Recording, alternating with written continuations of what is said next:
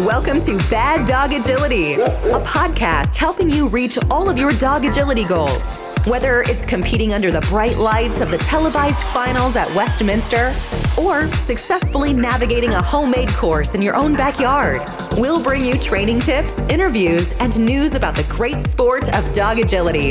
Are you ready? I'm ready. I'm ready. I'm ready. The show starts with your hosts, Jennifer, Esteban, and Sarah. I'm Jennifer.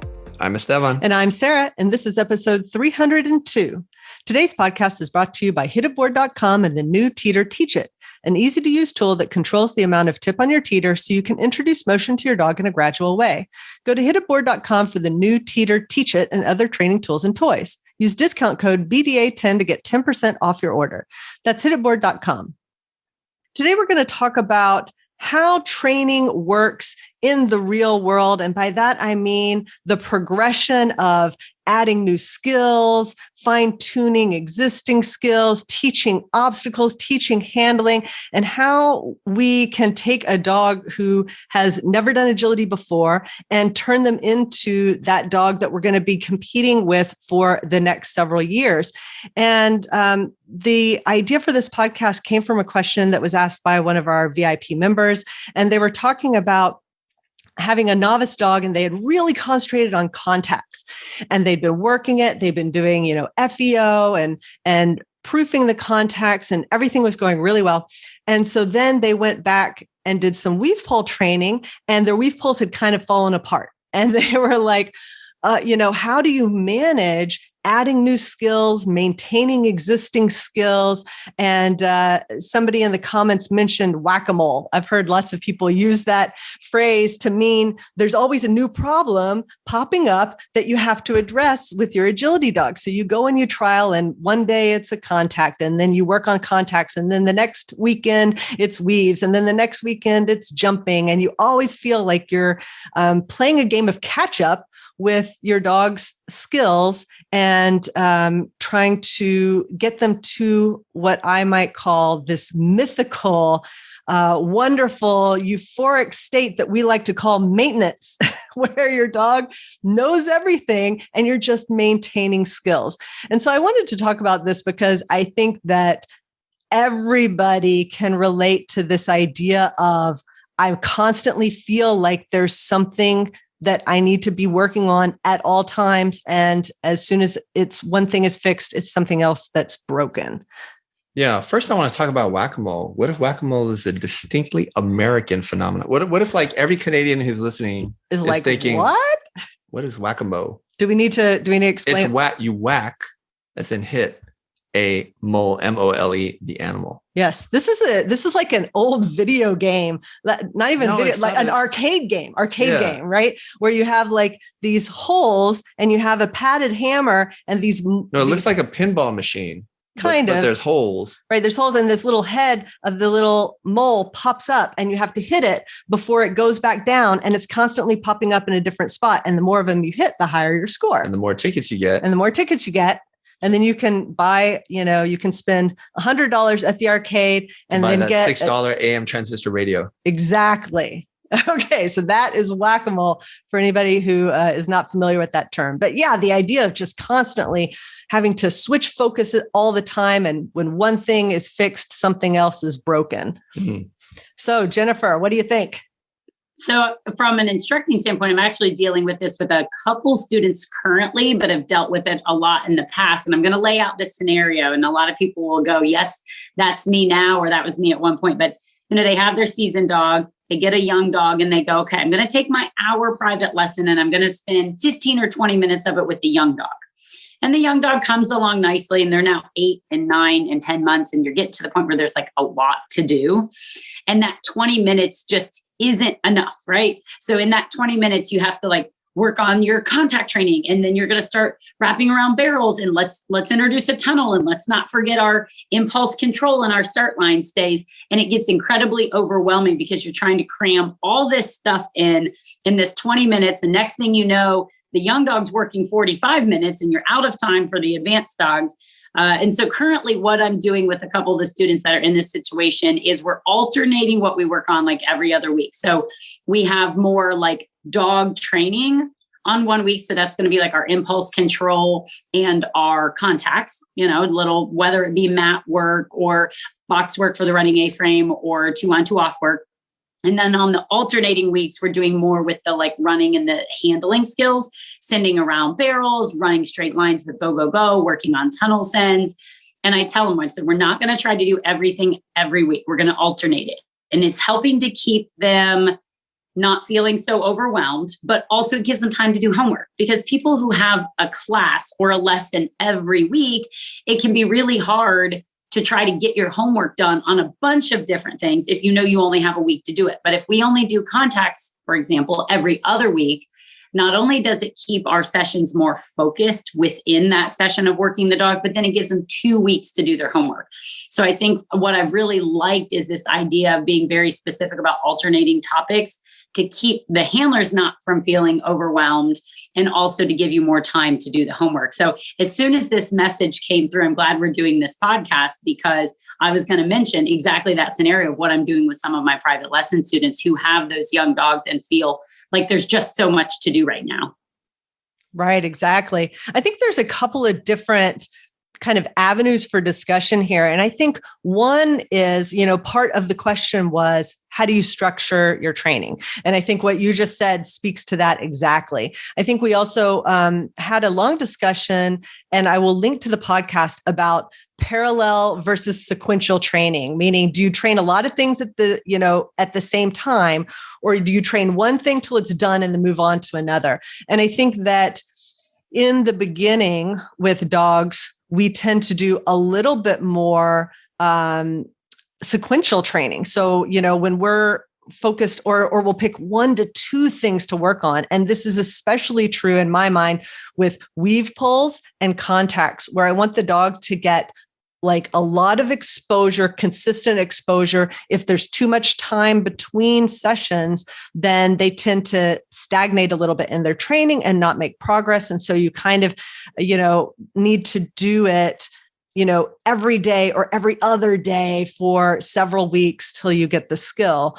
But then once they have that skill, then I'll keep working, progressing that skill in parallel with some other things, kind of like how you were talking about it. And so I think that that structure of parallel versus sequential is important to recognize. And I think then you want to pair up things that make sense. So even when I'm working weave pulls, for example, like I can't work the dog to exhaustion on weave pulls only. So even if that is my primary focus and the first session of every day is going to be weave pulls, then I might pair that with something that isn't quite so mentally intensive, maybe some recalls or maybe some start line work, like you were saying, but you kind of want to balance the physical with the mental, the drive with the thinking. And so you can kind of pair things up in that way so that your dog has some breadth of training experience. So I think that's like how you structure training. But now let's take a step back. And there's another idea in here that I wanted to talk about. And I was talking with Jen about this before the podcast. And that's the idea of, well, what should we read into the fact that a skill is falling apart in the first place, right? So ideally, when we have taught something, even if we go away for a little bit of time, when we come back, it shouldn't be too far from where we left it. It might take a session or two to kind of remind them. You might take one backward step, but it shouldn't have, quote, fallen apart, right? So Jennifer, what do you think about that aspect of like coming back to something that you had worked on in the past and feeling like it fell apart? I remember years ago, I attended a seminar with Susan Garrett, and she was telling a story how kind of the idea was if you've trained something really well in the first place, that if you have a long break, it should not cause a deterioration in performance. And she was using an example that somebody had left their dog in their home country and had to travel for like 6 weeks to go do something. And I actually don't remember who the person was, so I do apologize. Left, was gone for 6 weeks, not with their dog. Came back home, and within like a week or two had to go to some big world competition, national competition, and then just smoked it, right? Like did awesome, won all the things, basically the idea was they weren't actively training the dog, but the skills were so solid that even after that kind of break, they came back to it and the dog was just like, I got it. And the example that she used is riding a bike. I know for me, I can't tell you the last time I rode a bike. It's not been in the last 12 months, I don't think. But if you put one in front of me, I could do it. And the reason I could do it is because I know how to ride a bike. Okay. So the idea here is kind of in terms of skills, if the dog had a really solid understanding and a really solid performance to begin with, a bit of a break shouldn't put you on that much of a setback. And I think, weave poles and contacts are a good example of that people are, doing a bunch of weave poles and then they take a break and then say when they went back, oh, they fell apart and the dog forgot the entries and didn't know what to do. It does make me question if the quality and the understanding was there to begin with. All right. So, and same thing with context. So there is this idea that, well, if every time you take a break from something and you go back to it, things aren't quite right, maybe it's in something that you're doing training wise. Maybe there needs to be a shift or a change in how you're training it so that the understanding and the clarity sticks. Right. And I think actually, as you were describing that, I kind of had like a light bulb moment for myself. And I was like, aha, this is exactly why I do the sequential training that we were talking about in the last section where we were talking about finishing the weaves. It's because when you're in the middle of teaching the weaves, most methods for teaching the weaves are somewhat shaping based, which means that you aren't at the final behavior in the middle parts, right? You're kind of if you're doing channels, you're gradually closing the channels. If you're doing 2x2s, you're gradually bringing them together and making them more straight. If you're doing weave-o-matics, you're gradually pulling the weaves up. None of those are the final behavior.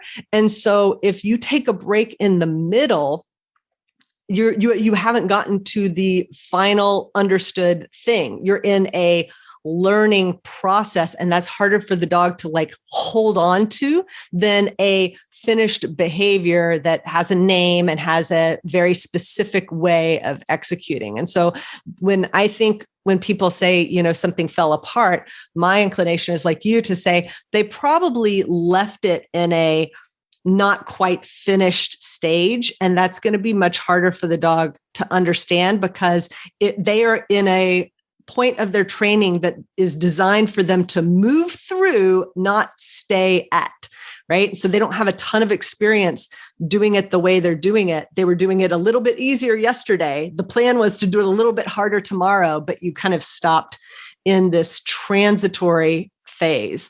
So yeah, I think that's exactly what's happening. So yeah, this is triggering a lot of thoughts for me. So I think all of this we're saying is in the context of kind of young dogs or new upcoming dogs. Yeah. Okay. I think that makes sense. Because they don't have the benefit of experience. So we're saying that's different from, say, you have weed problems with a dog and then suddenly they start flying off their teeter and now you got to go fix that. Is that right? Yeah. I mean, I think it's similar, but yes, I think there is a very distinct difference in how we approach, dogs who are just starting to learn versus an experienced dog where something new is popping up. And yeah, now that you put that example out, I would say if it was a young dog, I would say that as things pop up, it's because they didn't have understanding. And if it was a more experienced dog, I would probably lean towards, in the absence of other information, saying it's more of a consistency of criteria, consistency of rewarding, impulse control. So Whac-A-Mole, but you're creating the moles. Yes. Yeah. As opposed to a failure of I guess, designing a suboptimal regimen, a daily training schedule, or that's a great 6-week plan for whatever. It is often a problem that the handler has created by not, maintaining criteria. Gotcha. Right. Okay. Yeah. I thought the Susan Garrett story was pretty interesting. I think I've heard, or I think most people know somebody kind of in that boat, and mostly you're going to get those stories from old timers, because I think agility is a little more complex now. It's not quite so easy to pick up and compete at that kind of a level. But even the international courses, 10 years ago were nothing. Yeah, not to be rude. It just agility is much more complex in recent years. And I know with the pandemic, right, I went several months, I think, at one point without driving a car. I never had to drive. Like, and Sarah was driving and Isaac was driving to school or whatever, but I wasn't driving anywhere. And then I got in a car. It was weird. It did feel a little weird. It did feel weird, right? And I'm like, if some dog had like run into the street in front of me, like, I'm not sure my reaction time would have been as good as back in the day when I was driving every single day. Right. To and from work, taking the kids and that sort of thing. Counterpoint, how many days of driving did it take before it felt pretty normal again? For me, like the first time I was like, whoa, this is weird. Everything seems to be going really fast. And not much at all. So I think it'll come back. So, but I think there probably is some practice. Like people love to tell those kind of stories, but it's not like the dog is meeting you at the competition and then you're getting them out of a crate and you haven't done a single obstacle in 6 months and all that stuff. I think for me, the big thought here is the one you were alluding to with, because it's happened with our puppies, right? Running contacts, specifically, because it takes a long time. In my mind, aside from weave pulls, running contacts is the hardest thing to train because a lot of people never get it done with certain dogs, right? So the failure rate is quite high, just like the failure rate for weave pulls can be quite high. Like you can eventually get a dog weaving some amount of the time in trials, right? But for a lot of people and a lot of dogs, and not necessarily because the human is a poor trainer, that you're not going to get to that 100% level on weave pulls, right? Everybody knows dogs that like never miss. Everybody knows dogs that get double Qs every single weekend and get like 20 double Qs in a row and they're Mach 25. Okay. We all know people like that, but we also know that there are dogs who really struggle with those things. And so what we found was we had a forced layoff. And I think the most common forced layoffs that people run into are weather, right? So winter comes and now you have to put your dog walk away or it's covered in snow and you don't have the space to do that kind of running contact work. And then when spring comes, you kind of got to start over, and that's where I think, like you were saying, I want to condense it all and be like, okay, these 3 months are going to be mostly contact work, or these 3 weeks or 1 month or whatever, I'm basically going to teach the bulk of weaving during this time frame. And then you can continue to work on it. You can continue to come back to it, but you've done most of the work. So I like for very complex behaviors, making sure that you're getting it in a shorter, more compact amount of time. Whereas like handling, that's with quotes, air quotes, that's a big, broad topic. It covers many different maneuvers. I think that's the kind of thing that can be spread out over time. Maybe your blind crosses aren't great now. They'll be better in a year, even better in 2 years, even better with your next dog. You kind of spread that out.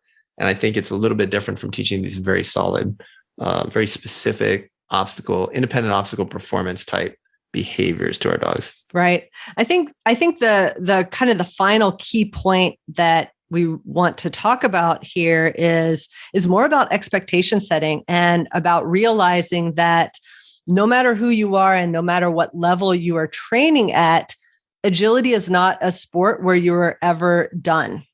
And so to some extent, every single one of us is playing our own version of Whac-A-Mole in our training. We all have to, the sport is too complex for you to work on every aspect of the sport every week or even maybe even every month. And so we all have to pick what we're going to work on, pick what we're not going to work on. And so then how do you do that? And I think that, Whac-A-Mole, we kind of, often it's used as like in a derogatory way, but actually I think it's a good thing that when you run into a problem in competition, for instance, you take that problem and you go back and you work on it because you have uncovered a weakness that got you, a weakness that, caused an NQ run. And so you take that back and you work on it. And so it's a little bit of, I know Esteban likes the phrase problem-based. So it's like a problem-based approach. You run into a problem, you go and you fix it. The other thing that I like to do is on-the-job training, which is basically I'm working on something and I have an idea of what I want to be working on, but my dog makes a mistake in something else. So maybe I came out to work on my, backside commitment, but my dog decides to break the start. And so now suddenly my training turns into start line training instead of backside training. And so it's like in the moment. And so one approach that we can take once we have gotten through that beginning level of I'm teaching my dog things for the first time. And now now what do I do? Well, we can set up sequencing. We can go out and we can run partial courses. We can run in competition, and everywhere we run into a problem, that is the next thing that we work on. So Jennifer, how does that fit into like your strategy? And I think it also goes into like how you approach preparing for events. Well, I was thinking as you were talking there about this idea that, we're never really done with our training, right? Like you can have a 6 or 7 or 8-year-old dog and you're constantly working something. And even if it's not based on a problem that came up, right? Even if it's not that, the evolution of course design, right? It might be the course design that's forcing you into this state of training something new or training something different. And I remember when backsides were sort of more new to the scene, the standard was, okay, you need to be able to do a backside from 10 feet away. And then courses just got harder and backsides got more demanding. And like now the standard is, for a lot of teams much further back. I find myself telling my students, nope, I want a 15-foot backside. So you could sit there and say, checklist, I've got it all. My skills are perfect. I'm exactly where I want to be. I am quote unquote done with my training.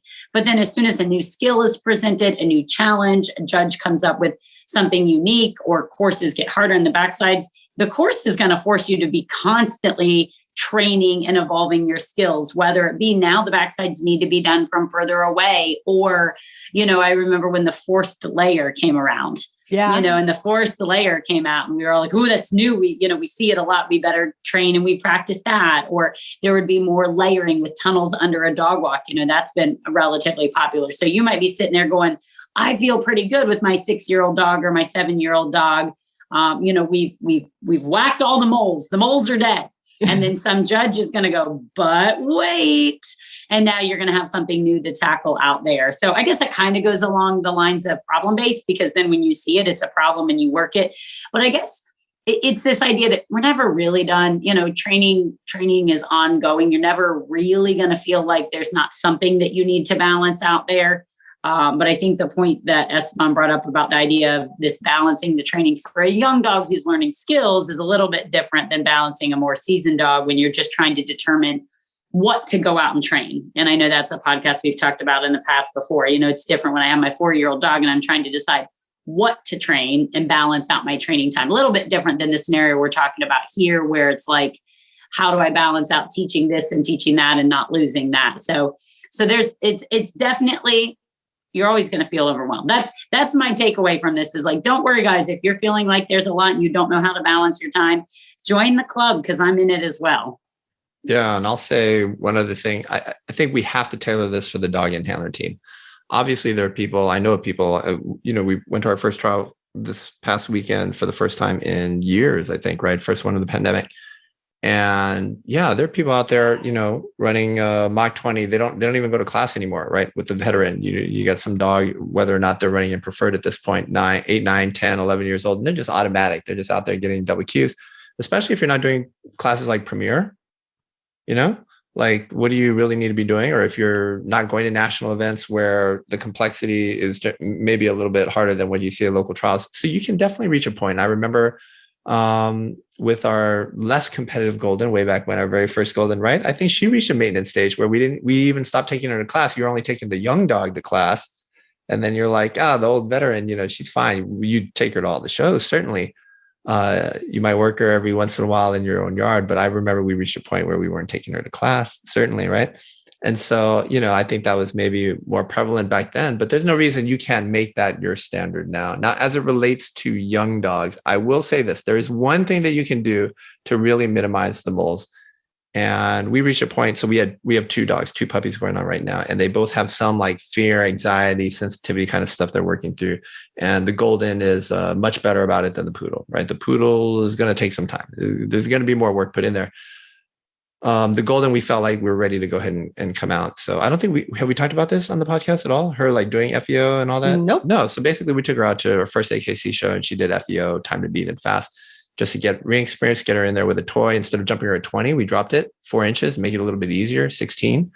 And, she showed improvement from, 1 to the second run, right? So I feel like overall it was very successful, but we were on this path where like, okay, I'm treating her a little bit like my last dog who I ran, which was like Gitchy, or like we had the old border collies, right?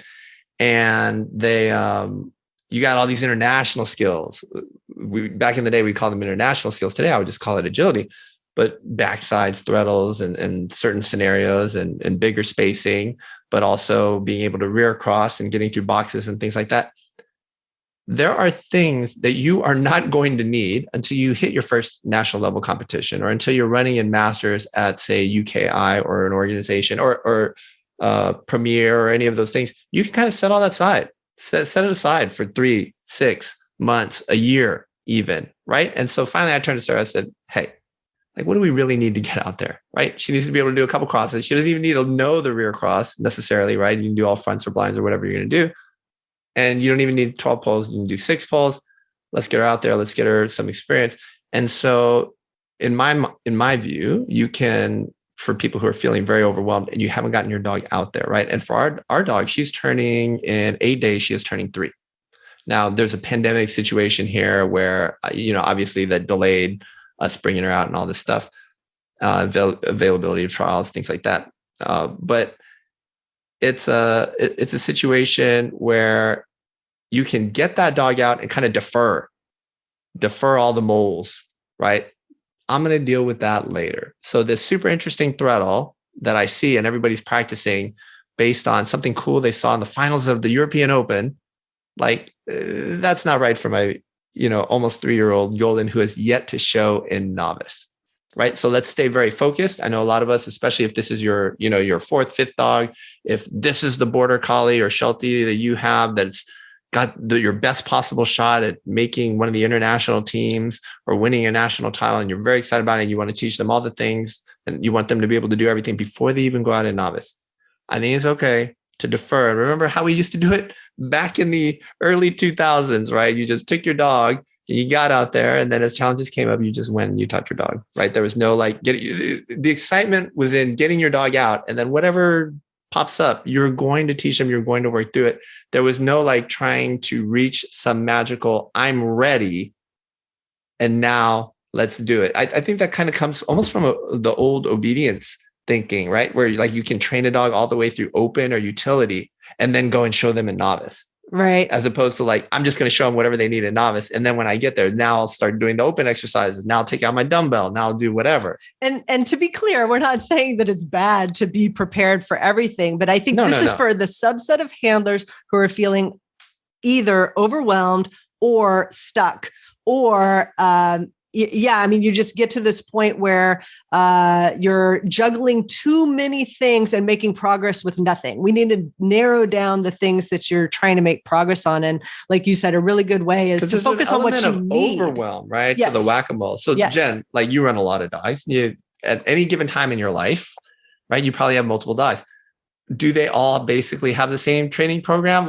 Probably, but when you tweak and adjust, aren't there big differences? Talk a little bit about that. I think that'll be pretty helpful. Yeah. A lot of it is going to be based on, so many factors right. Age, exactly. What they're prepping for and what event they have coming up. Exactly. Just natural strengths and weaknesses, right? Surprise and high five are not that different in age, but naturally, high five has more of a struggle on weave poles, and surprise gets him a little bit better. So I'm going to spend more time doing weave poles with high five than I do with surprise. But then the opposite is true on jumping. Naturally, surprise needs more work on jumping than high five does. So, 2 dogs, same breed, very similar in age, less than a year apart in age. And I'm very much tweaking what I'm doing. Now, a lot of my structure might be the same as you mentioned. And I've talked about this before, balancing days and sessions that are skill-based versus days and sessions that are handling, right? Some days I'm going out there, I'm working, running sequences, nothing but jumps and tunnels, less on them, more on timing. Other days I'm going out there and I'm working skills. It's a contacts and weaves day or working on jumping. So overall format from dog to dog really doesn't change. It's very much a balance of the two for me, of handling and training. But then within each dog, if I'm going to go do a training day, I might be training weaves with high five, or I'm training jumping with surprised. And I will say that as the dogs get older, it's a little bit less of the training and the skill and more of the handling and the timing, because naturally as they get older, I'm starting to run harder courses. So I'm going to do more handling stuff as the challenges get more difficult. And it's me learning, can I make it down that 70-foot line to that backside? And you're not going to know that until you get out there and do it. So certainly with the quantity of dogs that I'm actively training and or showing, it's a lot of similarities, yet very, very different from dog to dog. Yeah. I think just keep that in mind. It was very heartening to me to go and watch the show and watch other people's dogs, and they're also like not perfect, or they're also noticing the bar setters and the judge and going and visiting and stuff. And then I thought, oh, you know what? My dog's not doing so bad. That's right. Yeah. All right. Well, I think that answers the question. I think we gave everybody a lot of good things to think about, but mainly just assuring everybody that this is part of the normal progression of a young dog. It's part of the normal progression as you gain experience. And we all feel that overwhelm and that feeling of it's not done. And that's something that we have to learn to live with, because it is very rare to get a dog to the point where you don't feel like you have a weakness that needs to be worked on. But it can be what we all aspire to, that feeling of everything coming together. And that's it for this week's podcast. We'd like to thank our sponsor, hititboard.com. Happy training.